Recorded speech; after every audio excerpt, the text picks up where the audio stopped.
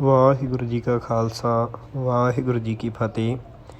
ਪਿਆਰੀ ਸਾਧ ਸੰਗਤ ਜੀ, ਜਿਸ ਤਰ੍ਹਾਂ ਆਪ ਜੀ ਨੇ ਪਿਛਲੀ ਵੀਡੀਓ ਅੰਦਰ 350 ਸਾਲ ਪੁਰਾਣੀਆਂ ਅਵਸਥਾ ਦੇ ਦਰਸ਼ਨ ਕੀਤੇ, ਉਸੇ ਤਰ੍ਹਾਂ ਆਪ ਜੀ ਅੱਜ ਭਾਈ ਬਾਲਾ ਜੀ ਦੀ ਜਨਮ ਸਾਖੀ ਦੇ ਦਰਸ਼ਨ ਕਰੋਗੇ, ਜੋ ਕਿ ਭਾਈ ਦੇਸੂ ਜੀ ਦੀ 5ਵੀਂ ਪੀੜ੍ਹੀ ਕੋਲ ਮੌਜੂਦ ਹੈ। ਬਾਲਾ ਜਨਮ ਸਾਖੀ ਉਹਨਾਂ ਕੋਲ ਕਿਸ ਤਰ੍ਹਾਂ ਆਈ ਜਾਂ ਕਿਸ ਤਰ੍ਹਾਂ ਪ੍ਰਾਪਤ ਹੋਈ, ਉਸ ਬਾਰੇ ਜਾਣਾਂਗੇ ਅਤੇ ਉਹਨਾਂ ਦਾ ਸੰਬੰਧ ਗੁਰੂ ਘਰ ਦੇ ਨਾਲ ਕਿਸ ਗੁਰੂ ਸਾਹਿਬਾਨ ਤੋਂ ਜੁੜਿਆ, ਇਹ ਵੀ ਅਸੀਂ ਇਸੇ ਵੀਡੀਓ ਅੰਦਰ ਜਾਣਾਂਗੇ।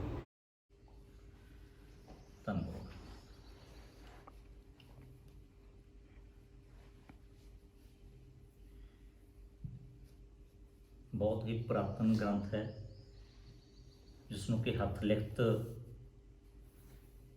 ਲਿਖਿਆ ਹੋਇਆ ਹੈ।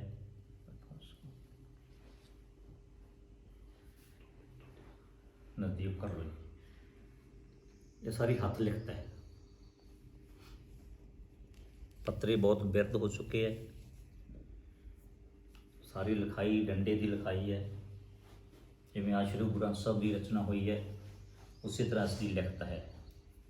80 ਸੰਮਤ ਵਿੱਚ ਲਿਖੀ ਗਈ ਸੀ ਔਰ ਪੈੜੇ ਮੁਖੇ ਸੁਲਤਾਨਪੁਰ ਦੇ ਖਤਰੇਟੇ ਨੇ ਲਿਖਵਾਈ ਹੈ, ਗੁਰੂ ਰੰਗਤ ਜੀ ਨੇ ਲਿਖਵਾਈ ਹੈ ਔਰ ਪੈੜੇ ਮੁਖੇ ਨੇ ਲਿਖੀ ਹੈ ਭਾਈ ਬਾਲੇ ਤੋਂ ਜ਼ੁਬਾਨੀ ਸੁਣ ਕੇ। ਭਾਈ ਬਾਲੇ ਨੇ ਲਿਖਵਾਈ ਹੈ, ਜਿਸ ਨੂੰ ਭਾਈ ਬਾਲੇ ਵਾਲੀ ਕਹਿ ਦਿੰਦੇ ਨੇ। ਪਰ ਇਸ ਤੋਂ ਉਪਰੰਤ ਬਾਅਦ ਵਿੱਚ 3-4 ਹੋਰ ਜਨਮ ਸਾਖੀਆਂ ਲਿਖੀਆਂ ਗਈਆਂ, ਜਿਹੜੀਆਂ ਆਮ ਸੰਗਤ ਵਿੱਚ ਰਹੀਆਂ ਨੇ, ਪਰ ਇਸ ਦੀ ਕੋਈ ਕੀਮਤ ਨਹੀਂ। ਪੁਰਾਤਨ ਹੈ, 1582 ਸੰਮਤ ਲਿਖੀ ਹੋਈ ਹੈ ਔਰ ਲਿਖਣ ਵਾਲੇ ਨੇ ਭਾਈ ਹਰਬੰਸ ਸਿੰਘ ਸਿੱਕਾ। ਤੁਹਾਨੂੰ ਮੈਂ ਦਸਤਖਤ ਦਿਖਾਵਾਂ, ਜਿਹਨੇ ਬਾਅਦ ਵਿੱਚ ਉਹ ਲੱਥਾ ਕੀਤਾ।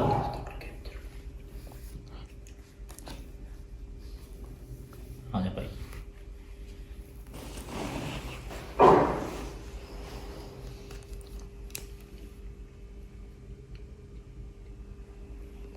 ਜਿਹਦੇ ਵਿੱਚ ਅਖੀਰ ਵਿੱਚ ਜੋ ਲਿਖਿਆ ਹੈ, ਪ੍ਰੇਮ ਪ੍ਰੀਤ ਤੇ ਜਨਮ ਦਿਆ ਅਤਰ ਤੁਬਰਾ ਤੂਲ ਖਾਈ, ਭਗਤ ਹਲੂਫ ਫਨੂ ਖਾ ਜਾਨਾ ਖਾਸ ਜੰਗੀਰੀ ਪਾਈ, ਹਸ ਲਬੋ ਬਹੁਤ ਖਰਚ ਕੁਛ ਨਾਹੀ, ਕਰੇ ਤਗੀਰ ਕੋ ਨਾਹੀ, ਨਾਨਕ ਐਸੀ ਉਮੀਦ ਖਿਜ਼ਮਤ ਬਿਨ ਭਾਗਾਂ ਕਿਉਂ ਹੋਈ। ਇਹ ਸ਼ਬਦ ਤਲਵੰਡੀ ਹੋਇਆ। ਬੋਲੋ ਭਾਈ ਜੀ ਵਾਹਿਗੁਰੂ। ਸਾਖੀ ਸੰਪੂਰਨ ਹੋਈ। ਅੱਖਰ ਵਾਧਾ ਘਾਟਾ ਪੜ੍ਹਨਾ। ਅੱਖਰ ਦਸਖਤ ਸਿਪਾਹੀ ਸਿੱਕਾ ਸਿੰਘ ਸਿੱਕਾ, ਜਿਹਨੇ ਬਾਅਦ ਚੋਂ ਲੱਥਾ ਕੀਤਾ ਉਹ ਲਿਖਿਆ ਅੱਖਰ ਦਸਤਖਤ ਸਿਪਾਹਾ ਸਿੰਘ ਸਿੱਕਾ।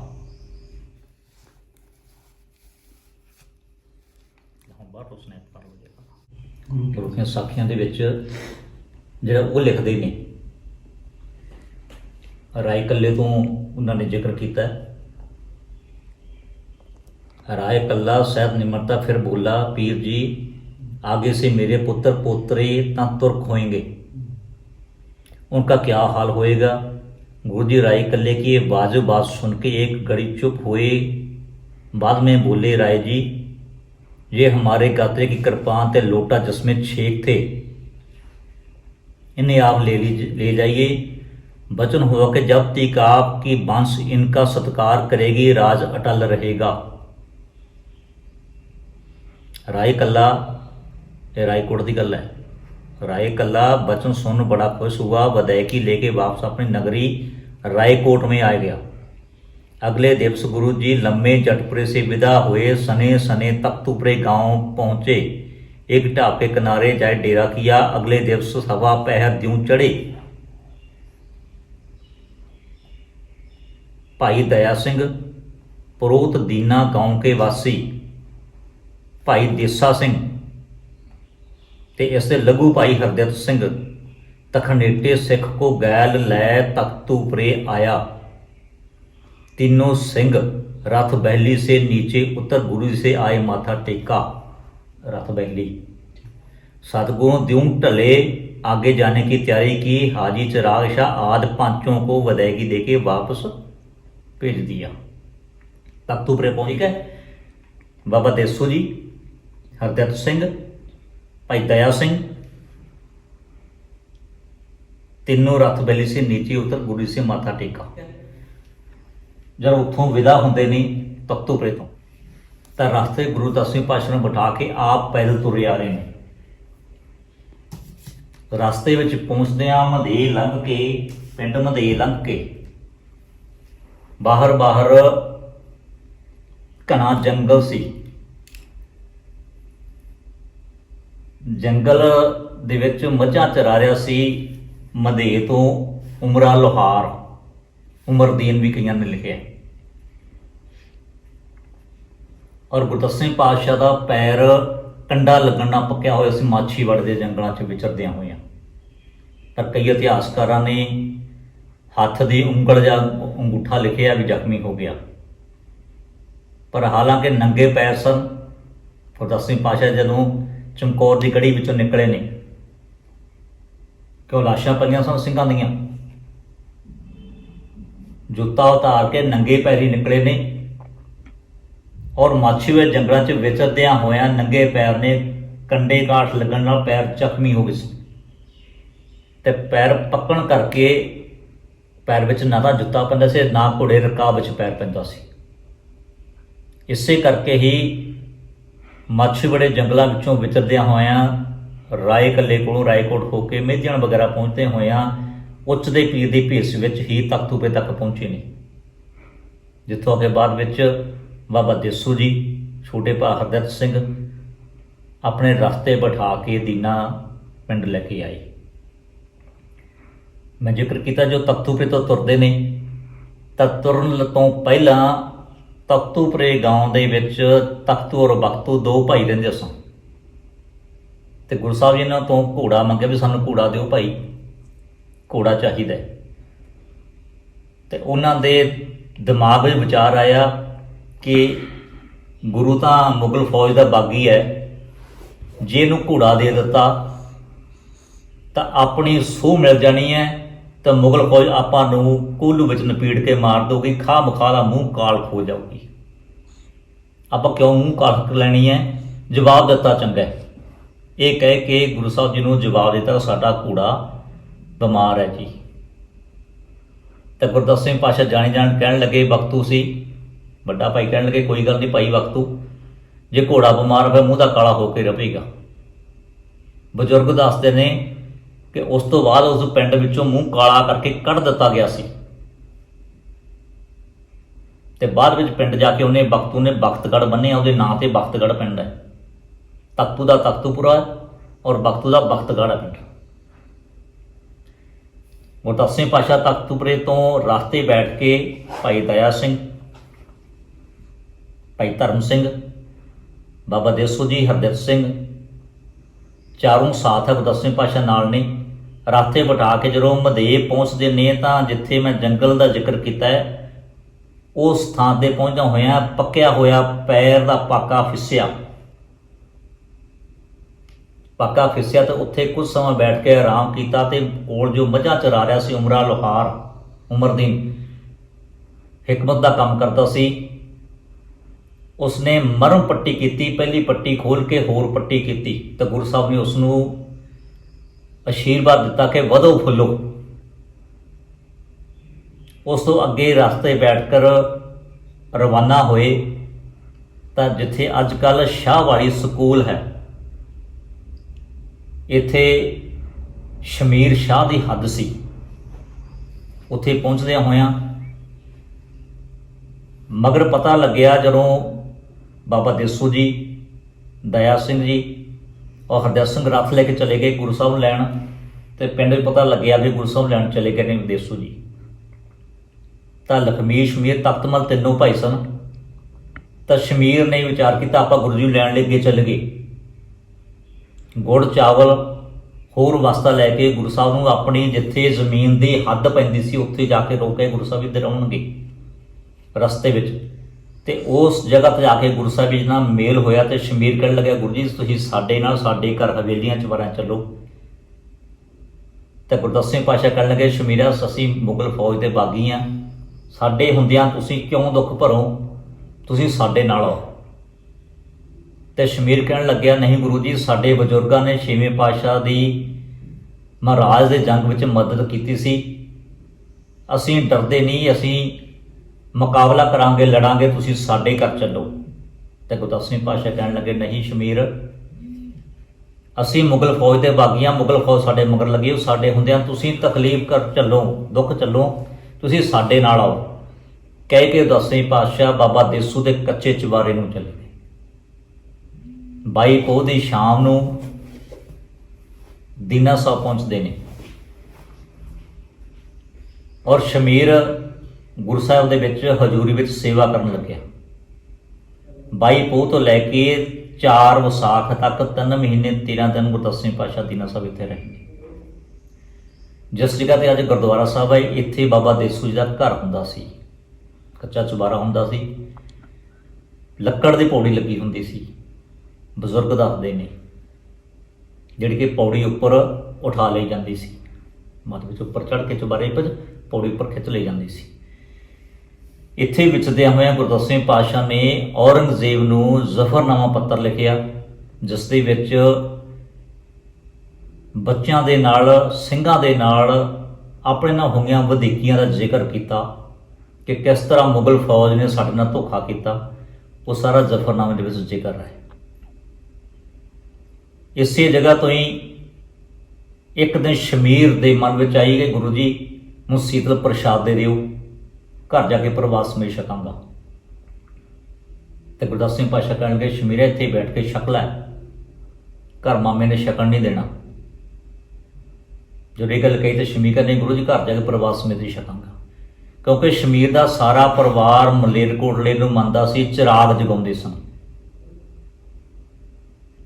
ਇਸ ਕਰਕੇ ਸ਼ਮੀਰ ਦੇ ਮਨ ਵਿੱਚ ਆਈ, ਜੇਕਰ ਮੈਂ ਸ਼ੀਤਲ ਪ੍ਰਸ਼ਾਦ ਲੈ ਘਰ ਚਲਾ ਜਾਵਾਂ, ਮੇਰੇ ਘਰ ਦੇ ਪਰਿਵਾਰ ਮੈਂਬਰ ਵੀ ਛਕ ਲੈਣਗੇ ਤੇ ਉਹ ਵੀ ਗੁਰੂ ਸਾਹਿਬ ਦੇ ਚਰਨੀ ਆ ਜਾਣਗੇ। ਉਹਦੀ ਮਨ ਦੀ ਭਾਵਨਾ ਸੀ। ਪਰ ਜਾਣੀ ਜਦ ਸਤਿਗੁਰੂ ਸ਼ਮੀਰ ਨੂੰ ਕਹੇ, ਸ਼ਮੀਰਿਆ ਤੂੰ ਇੱਥੇ ਬੈਠ ਕੇ ਛਕ ਲੈ, ਤੈਨੂੰ ਘਰ ਮਾਮੇ ਨੇ ਛਕਣ ਨਹੀਂ ਦੇਣਾ। ਜੋ ਇਹ ਗੱਲ ਕਹਿੰਦੇ ਸ਼ਮੀਰ ਨੂੰ ਮਨ ਵਿੱਚ ਆਈ, ਮੈਂ ਤਾਂ ਪ੍ਰਸ਼ਾਦ ਲੈ ਕੇ ਘਰ ਹੀ ਜਾਣਾ। ਜਦੋਂ ਇਹ ਗੱਲ ਹੋਈ ਤਾਂ ਨਾ ਮੰਨਿਆ ਸ਼ਮੀਰ ਦਾ। ਆਖਰ ਗੁਰੂ ਸਾਹਿਬ ਕਹਿਣ ਲੱਗੇ, ਚੰਗਾ ਸ਼ਮੀਰਾ ਤੇਰੀ ਮਰਜ਼ੀ। ਇਹ ਕਹਿ ਕੇ ਸ਼ਮੀਰ ਨੂੰ ਸੀਤਲ ਪ੍ਰਸ਼ਾਦ ਦਾ ਥਾਲ ਦੇ ਦਿੱਤਾ। ਉਹ ਚਾਈ ਚਾਈ ਲੈ ਕੇ ਘਰ ਚਲਾ ਗਿਆ। ਜਦ ਘਰ ਪਹੁੰਚਦਾ ਤਾਂ ਅੱਗੋਂ ਸ਼ਮੀਰ ਦੀ ਮਾਂ ਸ਼ਮੀਰ ਨੂੰ ਪੁੱਛਦੀ ਆ, ਕੀ ਲਈ ਆਉਣਾ? ਤਾਂ ਸ਼ਮੀਰ ਜਵਾਬ ਦਿੰਦਾ ਕਿ ਗੁਰੂ ਜੀ ਨੇ ਸੀਤਲ ਪ੍ਰਸ਼ਾਦ ਦਿੱਤਾ, ਸਾਰਾ ਪਰਿਵਾਰ ਛਕਾਂਗੇ। ਘਰ ਵਾਲੀ ਉੱਤੜ ਕੇ ਗਲ ਪੈ ਗਈ, ਤੈਨੂੰ ਅਸੀਂ ਚੰਗੇ ਨਾ ਲੱਗੇ, ਤੂੰ ਸਾਨੂੰ ਮਾਰਨ ਲੈ ਲਿਆ, ਕੁਝ ਪਾਇਆ ਹੋਵੇਗਾ, ਸਾਰਾ ਟੱਬਰ ਮਾਰੇ ਜਾਵਾਂਗੇ। ਇਹ ਗੱਲ ਕਹਿ ਕੇ ਪ੍ਰਸ਼ਾਦ ਛਕਣ ਤੋਂ ਇਨਕਾਰ ਕਰ ਦਿੱਤਾ। ਔਰ 2 ਪੁੜਾਂ ਦੇ ਸੰਨ ਵਿੱਚ ਫਸਿਆ ਸ਼ਮੀਰ ਗੁਰੂ ਸਾਹਿਬ ਤੋਂ ਸੀਤਲ ਪ੍ਰਸ਼ਾਦ ਮੰਗ ਕੇ ਲੈ ਕੇ ਆਇਆ। ਘਰ ਵਿੱਚ ਕੋਈ ਖਾਣ ਨੂੰ ਤਿਆਰ ਨਹੀਂ ਕਿ ਵਾਪਸ ਲੈ ਕੇ ਜਾਵਾਂ, ਤਾਂ ਮੈਂ ਕੀ ਕਰਾਂ? 2 ਚਿੱਤੀ 'ਚ ਫਸੇ ਹੋਏ ਨੇ, ਮਨ ਬਚਾਈ ਕਿਹੜਾ ਕੋਈ ਵੇਖ ਰਿਹਾ ਹੈ। ਘਰ ਵਿੱਚ ਵਿਹੜੇ 'ਚ ਟੋਆ ਪੱਟਿਆ ਔਰ ਸੀਤਲ ਪ੍ਰਸ਼ਾਦ ਦਾ ਥਾਲ ਮੂਧਾ ਮਾਰਿਆ, ਟੋਏ ਦੇ ਵਿੱਚ ਪਾਸੇ ਰੱਖਤਾ। ਥਾਲ ਦੇ ਵਿੱਚੋਂ ਕਣਕਾਂ ਘਰ ਦੀਆਂ ਬੱਚੀਆਂ ਮੂੰਹ 'ਚ ਪਾ ਗਈਆਂ, ਖਾ ਗਈਆਂ ਤੇ ਟੋਆ ਪੂਰ ਦਿੱਤਾ। ਰਾਤ ਗੁਜ਼ਰੀ, ਦਿਨ ਚੜ੍ਹਿਆ। ਥਾਲ ਸਮੇਤ ਸ਼ਮੀਰ ਗੁਰੂ ਸਾਹਿਬ ਦੇ ਦਰਬਾਰ ਵਿੱਚ ਹਾਜ਼ਰ ਹੁੰਦਾ ਹੈ। ਆਉਂਦੇ ਸ਼ਮੀਰ ਨੂੰ ਵੇਖ ਕੇ ਗੁਰੂ ਦਸਵੇਂ ਪਾਤਸ਼ਾਹ ਕਹਿੰਦੇ, ਸ਼ਮੀਰਿਆ ਤੈਨੂੰ ਕਿਹਾ ਸੀ ਇੱਥੇ ਬੈਠ ਕੇ ਛਕ ਲੈ, ਘਰ ਮਾਮੇ ਨੇ ਛਕਣ ਨਹੀਂ ਦੇਣਾ, ਆਖੇ ਨਾ ਲੱਗਿਓ। ਸੁਣ ਕੇ ਉਸ ਸ਼ਮੀਰ ਦੀਆਂ ਅੱਖਾਂ ਸ਼ਰਮਾ ਗਈਆਂ ਤੇ ਕਹਿਣ ਲੱਗੇ, ਚੰਗਾ ਹੋਇਆ ਜ਼ਮੀਨ ਵਿੱਚ ਦੱਬ ਦਿੱਤਾ। ਜ਼ਮੀਨ ਦੁੱਗਣੇ ਚੌਗਣੇ 8 ਗੁਣੇ ਅਨਾਜ ਫੁੱਲ ਫਲ ਪੈਦਾ ਕਰੇਗੀ, ਹਰ ਪਾਸੇ ਚਰਖੇਜ਼ ਹੋਵੇਗੀ। ਵਰ ਦੇ ਦਿੱਤਾ। ਉਸ ਵੇਲੇ ਜੰਗਲ ਬਿਆਬਾਨ ਸੀ, ਸਾਰੇ ਪਾਸੇ ਜੰਗਲ ਹੀ ਜੰਗਲ ਸੀ, ਮਾਲਵਾ ਜੰਗਲ ਖਵਾਉਂਦਾ ਸੀ। ਗੁੱਸਾ ਫੇਰ ਕਹਿਣ ਲੱਗੇ, ਤੁਹਾਡੀਆਂ ਕੁੜੀਆਂ ਖਾ ਗਈਆਂ। ਤਾਂ ਸ਼ਮੀਰ ਦੇ ਕੰਨ ਖੜੇ ਹੋ ਗਏ, ਕਿਤੇ ਮਾਰੀ ਨਾ ਜਾ, ਕੁੜੀਆਂ ਖਾ ਗਈਆਂ। ਤਾਂ ਫਿਰ ਗੁਰੂ ਦਸਵੇਂ ਪਾਤਸ਼ਾਹ ਕਹਿਣ ਲੱਗੇ, ਤੁਹਾਡੀਆਂ ਕੁੜੀਆਂ ਖਾ ਗਈਆਂ, ਵੱਡੇ ਵੱਡੇ ਘਰ ਰਿਸ਼ਤੇ ਹੋਣਗੇ, ਔਲਾਦ ਤੋਂ ਬਾਝ ਨਹੀਂ ਰਹਿਣਗੀਆਂ, ਬਾਝ ਨਹੀਂ ਰਹਿਣਗੀਆਂ। ਮਤਲਬ ਔਲਾਦ ਵਾਲੀਆਂ ਹੋਣਗੀਆਂ। ਤੇ ਅੱਜ ਤੱਕ ਭਾਵੇਂ ਸਦੀਆਂ ਬੀਤ ਗਈਆਂ ਨੇ, ਇਸ ਨਗਰ ਦੀ ਇੱਕ ਵੀ ਬੱਚੀ ਔਲਾਦ ਤੋਂ ਖਾਲੀ ਨਹੀਂ ਹੈ। ਗੁਰੂ ਸਾਹਿਬ ਦੇ ਕੀਤੇ ਹੋਏ ਬਚਨ ਅਟਲ ਨੇ। ਉਸ ਤੋਂ ਬਾਅਦ ਭਾਈ ਰੂਪੇ ਦੀ ਸੰਗਤ, ਭਾਈ ਰੂਪਚੰਦ ਦਾ ਪੋਤਰਾ ਗੁੱਦੜ ਦਿਆਲ ਨਾਲ ਆਇਆ। ਚਿੱਟੀ ਪੋਸ਼ਾਕ, ਨਜ਼ਰਾਨਾ, ਚਾਵਲ ਗੁੜ ਲੈ ਕੇ ਆਇਆ। ਆ ਕੇ ਗੁਰੂ ਸਾਹਿਬ ਨੂੰ ਕਹਿਣ ਲੱਗੇ, ਗੁਰੂ ਜੀ ਨੀਲਾ ਬਾਣਾ ਲਾ ਦਿਓ, ਆ ਚਿੱਟੀ ਪੋਸ਼ਾਕ ਪਹਿਨ ਲਓ। ਜਦੋਂ ਇਹ ਗੱਲ ਕਹੀ ਤਾਂ ਗੁਰੂ ਸਾਹਿਬ ਕਹਿਣ ਲੱਗੇ, ਨੀਲਾ ਬਾਣਾ ਲਾਉਣ ਦਾ ਵੀ ਵੇਲਾ ਆ ਜਾਏਗਾ। ਕਹਿ ਕੇ ਸ਼ਮੀਰ ਨੂੰ ਆਵਾਜ਼ ਦਿੱਤੀ, ਸ਼ਮੀਰਿਆ ਆ ਫੜ ਤੋਂ ਪੋਸ਼ਾਕ ਪਾ ਲੈ। ਉਹ ਚਿੱਟੀ ਪੋਸ਼ਾਕ ਸ਼ਮੀਰ ਦੇ ਪਵਾ ਦਿੱਤੀ ਤੇ ਕਿਹਾ, ਸਾਡੇ ਘੋੜੇ ਤੇ ਪਰ ਚੜ੍ਹ, ਜਿੱਥੋਂ ਤੱਕ ਘੋੜਾ ਫੇਰ ਲਵੇਂਗਾ ਤੇਰਾ ਰਾਜ ਭਾਗ ਰਹੇਗਾ। ਪੋਸ਼ਾਕ ਤਾਂ ਪਵਾ ਦਿੱਤੀ, ਘੋੜੇ ਚੜ੍ਹਨ ਦਾ ਹੀਆ ਨਾ ਪਿਆ। ਫੜ ਕੇ ਲਗਾਮ ਤੁਰਨ ਲੱਗਿਆ ਤਾਂ ਅੱਗੋਂ ਸ਼ਮੀਰ ਦਾ ਮਾਮਾ ਲੱਖੂ ਆ ਗਿਆ, ਜੈਤੋ ਵਾਲਾ, ਜੈਤੋ ਤੋਂ ਸੀ। ਕਹਿਣ ਲੱਗਿਆ, ਘੋੜਾ ਫੜਿਆ ਕਿੱਧਰ ਚੱਲੇ ਆ? ਬੜੀ ਸੋਹਣੀ ਪੋਸ਼ਾਕ ਪਾਈ ਹੈ। ਸ਼ਮੀਰ ਆਪਦੇ ਮਾਮੇ ਲੱਖੂ ਨੂੰ ਕਹਿੰਦਾ, ਗੁਰੂ ਜੀ ਨੇ ਪੋਸ਼ਾਕ ਪਵਾ ਕੇ ਕਿਹਾ, ਘੋੜੇ ਚੜ੍ਹ, ਜਿੱਥੋਂ ਤੱਕ ਫੇਰ ਲੇਗਾ ਤੇਰਾ ਰਾਜ ਭਾਗ ਰਹੇਗਾ। ਲੱਖੂ ਨੇ ਸ਼ਮੀਰ ਦਾ ਹੌਸਲਾ ਢਾ ਦਿੱਤਾ ਕਿ ਇਸ ਤਰ੍ਹਾਂ ਰਾਜ ਭਾਗ ਨਹੀਂ ਮਿਲਦੇ। ਜੰਗਾਂ ਲੜਨੀਆਂ ਪੈਂਦੀਆਂ ਨੇ, ਯੁੱਧ ਕੀਤੇ ਜਾਂਦੇ ਆ, ਕਬਜ਼ੇ ਲਏ ਜਾਂਦੇ ਆ, ਫਿਰ ਰਾਜ ਭਾਗ ਮਿਲਦੇ ਨੇ। ਐਂ ਨਹੀਂ ਰਾਜ ਭਾਗ ਮਿਲਦੇ। ਆਪਦਾ ਦੇਸ਼, ਗੁਰਦਾਸ ਪਾਤਸ਼ਾਹ ਨੂੰ ਬੋਲਦਾ ਲੱਖੂ ਕਿ ਆਪਦਾ ਦੇਸ਼ ਛੱਡ ਡਰਦਾ ਨੱਸ ਆਇਆ, ਲੁਕਿਆ ਫਿਰਦਾ, ਇਹਦੇ ਕੋਲੋਂ ਰਾਜ ਭਾਗ ਭਾਲਦਾ। ਲੱਖੂ ਗੁਰਦਾਸ ਪਾਤਸ਼ਾਹ ਨੂੰ ਇਸ ਤਰ੍ਹਾਂ ਬੋਲਿਆ ਵੀ ਅਨੰਦਪੁਰ ਸਾਹਿਬ ਛੱਡ ਕੇ ਆ ਕੇ ਇੱਥੇ ਆ ਗਿਆ, ਲੁਕਿਆ ਫਿਰਦਾ। ਇਹ ਕਹਿ ਕੇ ਲੱਖੂ ਨੇ ਆਪਦੇ ਸਕਿਆਂ ਦਾ ਮਤਲਬ ਭਾਣਜਾ ਲਖਮੀਸ਼ ਵੀ ਦਾ ਹੌਸਲਾ ਢਾ ਦਿੱਤਾ ਤੇ ਪਿੰਡ ਦੁਆਲੇ ਘੋੜਾ ਫੇਰ ਆਇਆ ਸ਼ਮੀਰ।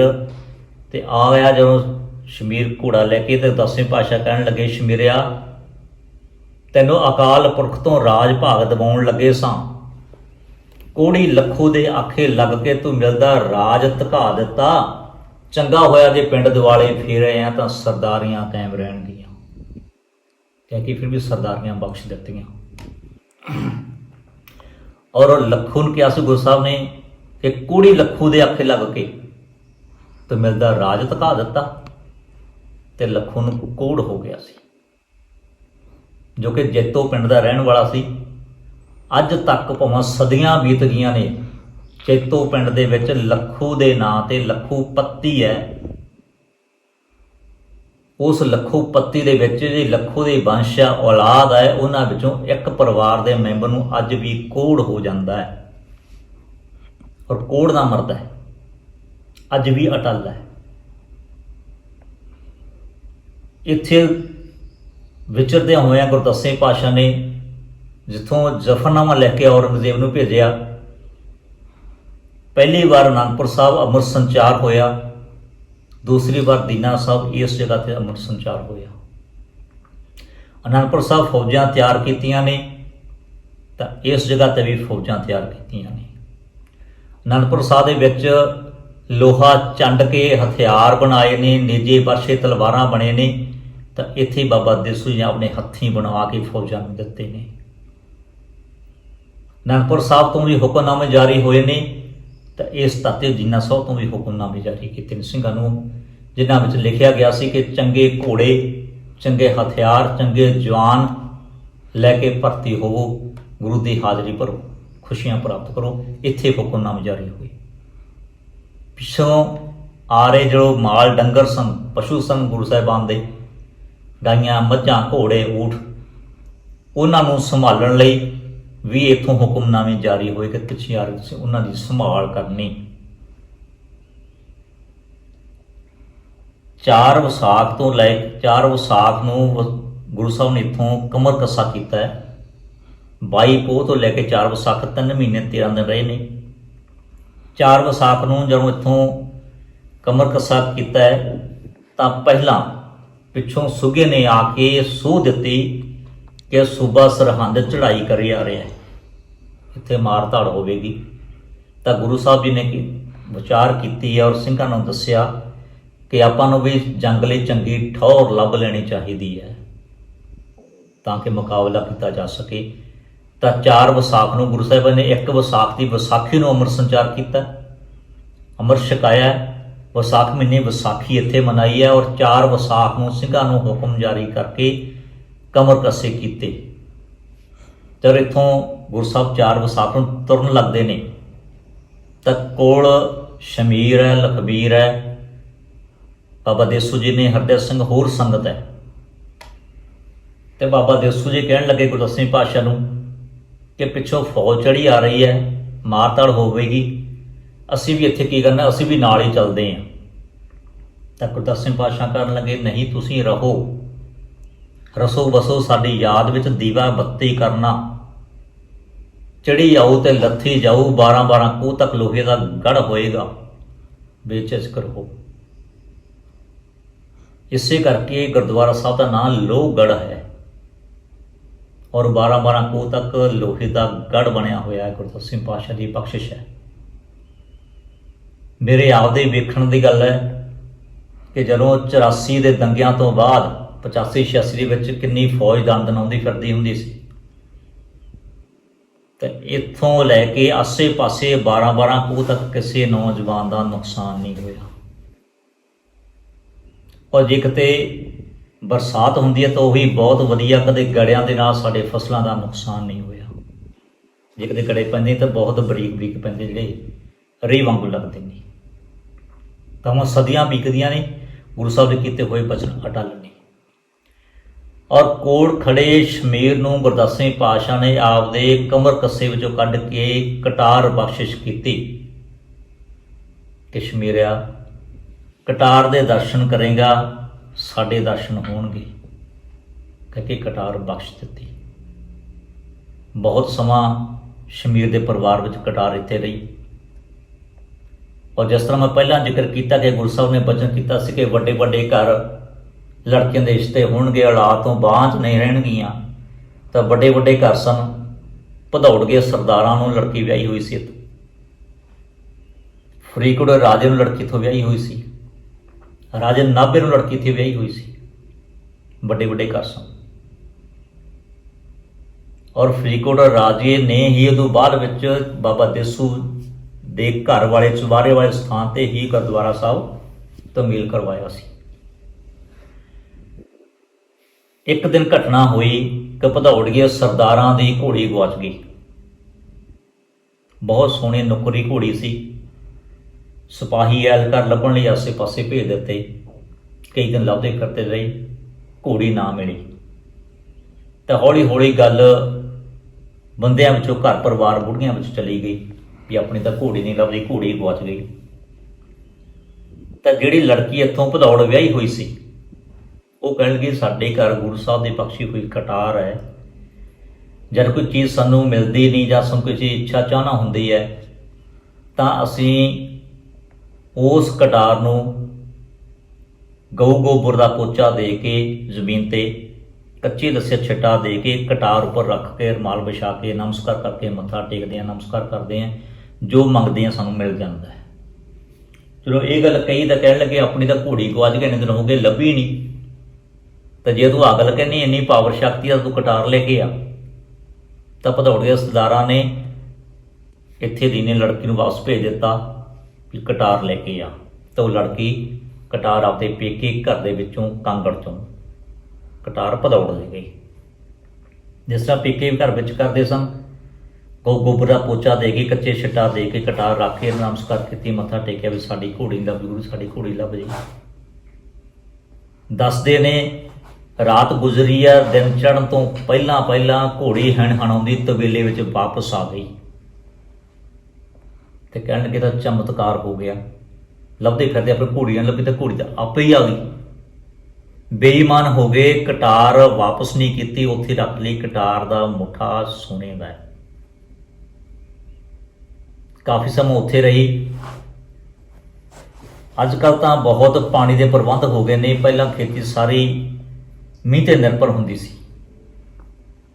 ਜਦ ਕਿਤੇ ਕਾਲ ਪੈ ਜਾਣਾ, ਮੀਂਹ ਨਾ ਪੈਣਾ, ਤਾਂ ਇੱਥੇ ਸਿੰਘਾਂ ਨੇ ਜਿਹਨੇ ਅੰਮ੍ਰਿਤ ਸੰਚਾਰ ਕੀਤਾ ਹੁੰਦਾ ਸੀ, 5 ਸਿੰਘ ਕੇਸੀ ਇਸ਼ਨਾਨ ਕਰਕੇ ਦੇਗ ਤਿਆਰ ਕਰਦੇ ਸਨ, ਕਿਉਂਕਿ ਜੱਗ ਕਰਦੇ ਸਨ। ਵੀ ਜੱਗ ਕਰਨ ਲੱਗਦੇ, ਵੀ ਇੱਕ ਪਾਸੇ ਜੱਗ ਦੀ ਤਿਆਰੀ ਕਰਦੇ ਸਨ, ਦੂਸਰੇ ਪਾਸੇ ਸਿੰਘਾਂ ਨੇ ਅੰਮ੍ਰਿਤ ਸੰਚਾਰ ਕੇਸੀ ਇਸ਼ਨਾਨ ਕਰਕੇ ਦੇਗ ਤਿਆਰ ਕੀਤੀ। ਉਹ ਗੁਰਦੁਆਰਾ ਸਾਹਿਬ ਜਾ ਕੇ ਅਰਦਾਸ ਕਰਕੇ ਨੰਗੇ ਪੈਰੀ ਭਦੌੜ ਕਟਾਰ ਦੇ ਦਰਸ਼ਨ ਕਰਨ ਲਈ ਜਾਂਦੇ ਸਨ। ਕਟਾਰ ਦੇ ਦਰਸ਼ਨ ਕਰਕੇ ਵਾਪਸ ਆ ਕੇ ਕੜਾਹਿਆਂ ਵਿੱਚੋਂ ਦੇਗ ਪਾਉਣ ਨਹੀਂ ਸਿੱਧਾ ਹੁੰਦਾ, ਤੇ ਘਟਾ ਚੜ੍ਹ ਕੇ ਆ ਜਾਂਦੀਆਂ ਸੀ ਉੱਪਰ, ਦੌੜੇ ਤਰਪਾਲਾਂ ਤਰ੍ਹਾਂ ਕੜਾਹਿਆਂ ਦੇ ਕੀਤੀਆਂ ਰਹਿ ਜਾਂਦੀਆਂ, ਤੇ ਮੀਂਹ ਵਰਸ ਜਾਂਦਾ ਸੀ। ਤਾਂ ਉਹ ਕਟਾਰ ਭਦੌੜ ਸੀ।